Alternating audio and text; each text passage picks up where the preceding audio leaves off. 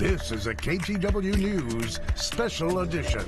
Thanks for joining us. I'm David Molko, and we begin tonight with multiple investigations into Corporal Ray Reynolds, who you may recognize from his run last November for Clark County Sheriff. Tonight, Reynolds remains a police officer, but is officially on leave. Alma McCarty walks us through what we have learned.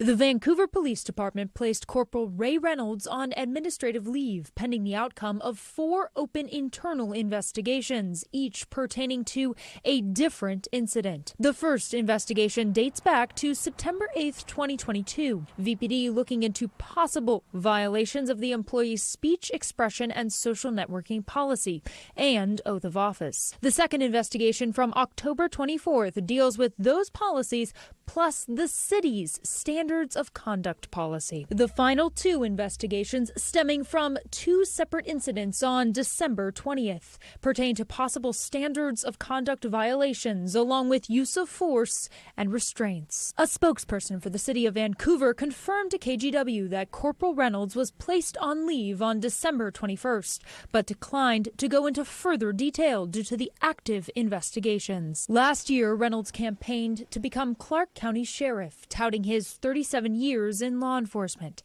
He made it through the primary in the top 2, but was ultimately unsuccessful, losing the November election to John Horch. OPB reporting one of the 4 investigations is tied to a podcast appearance during Reynolds' run for sheriff, one where he was asked this about members of the LGBTQ plus communities. They're like some sort of like obscenity laws or that are on the books that can already regulate kind of the current trans push, not just on kids drag shows, but kind of even just the current trans push. We do have those laws, exposure laws, indecent liberties. All of those things are laws that we have on the books right now that can be prosecuted. An answer that sparked a Change.org petition calling for Reynolds to be fired, one that more than 1,400 people have signed. We've reached out to Reynolds via email and through 2 Facebook pages for a response, but we haven't heard back. We've also asked the Vancouver Police Officers Guild, the union, for comment. Alma McCarty, KGW News. Developing tonight, a shooting in southeast Portland's Glen Fair neighborhood. This was the scene on 160th Avenue at East Burnside around 7:30 this evening. Police responding to what appeared to be an apartment complex after reports of a shooting. No word if anyone was injured or if police have made any arrests. We'll update you if we learn more. Well, new tonight, Portland Mayor Ted Wheeler's senior advisor, himself a former Rose City mayor, is now stepping down. An email to staff, Sam Adams says he's been struggling with chronic anemia for the past year, and the loss of energy was impacting his ability to do his job. Adams joined Wheeler's staff in early 2021. He previously served as mayor from 2009 to 2012. In a statement, Mayor Wheeler said in part, quote, "I have worked with Sam for many years, and he is a hard worker with a strong vision for Portland. The work he has done during his tenure with my office has helped lead our city in a new direction," end quote. Well, let's head to Salem now, where Oregon's new governor got going on her top priorities, and that included 3 executive orders, all focused on housing or homelessness. Our Blair Best was there. So today, on my first full day as governor, I am signing 3 executive orders. In her first full day in office, Governor Tina Kotek is focusing on one of Oregon's biggest challenges. People are currently becoming homeless faster than we have been able to rehouse people who are living outside. In a temporary office space inside the state library. Remember, this is only my first full day on the job. I'm wearing sneakers because I didn't pack other shoes. Growing pains aside, Governor Kotek started her term by signing 3 executive orders, including declaring a homelessness state of emergency. Executive Order number 2302 declares a state of emergency due to homelessness, and another aimed at building 36,000 homes per year. The housing construction goal is ambitious because Oregonians are demanding bold solutions to address this crisis. Governor Kotek is also proposing a $130 million investment to help at least another 1,200 homeless people move off the streets within a year. Governor Kotek, just quickly doing the math here, the $130 million in that investment package, it breaks down to about $108,000 per person if you're going to use that money to help 1,200 people. That's quite a lot of money for each homeless person. Is that how it will break down?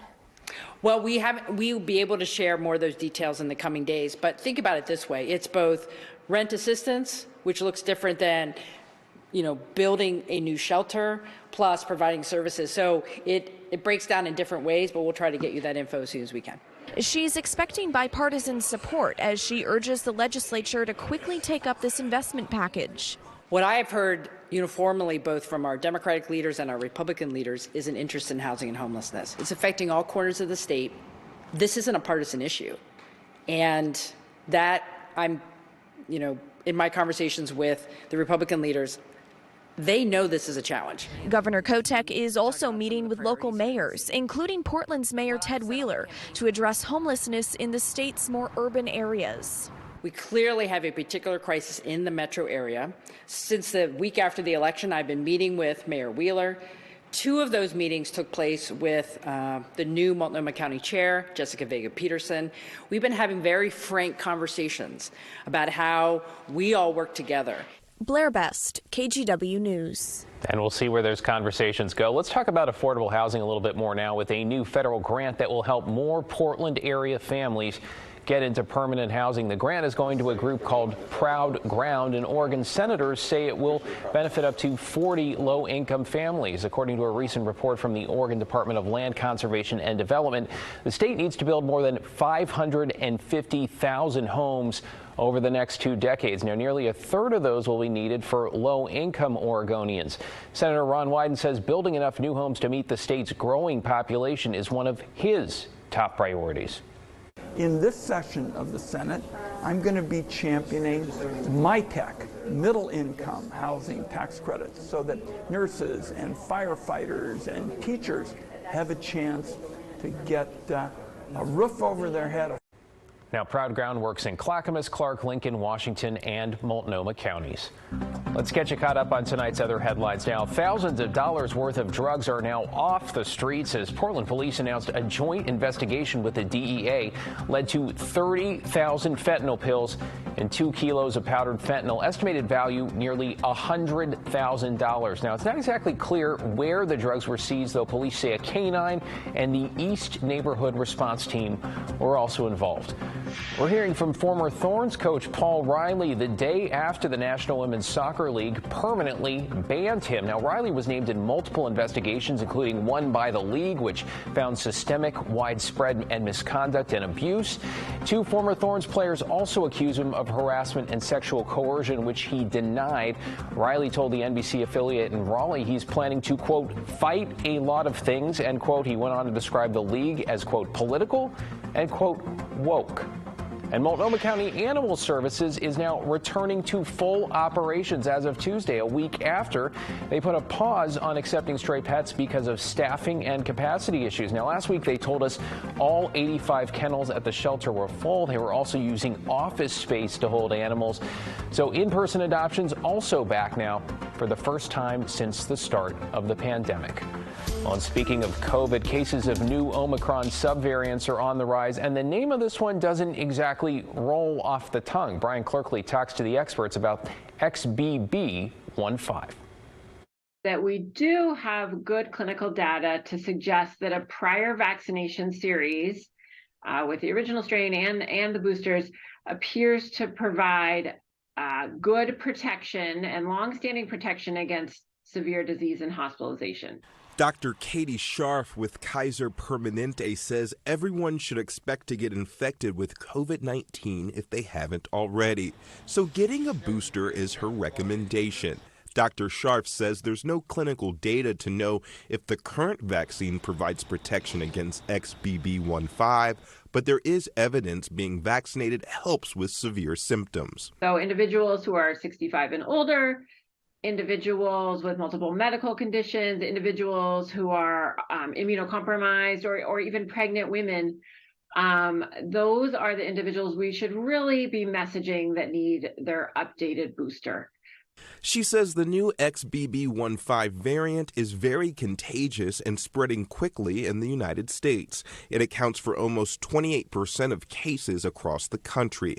As RSV and flu cases start to decline, health officials are starting to see a rise in COVID-19. Hospitals right now just with bed shortages and staffing shortages and a lot of sick patients, it's a really challenging time to be a patient in the hospital. The symptoms of the new variant include cough, fever, muscle aches like the flu.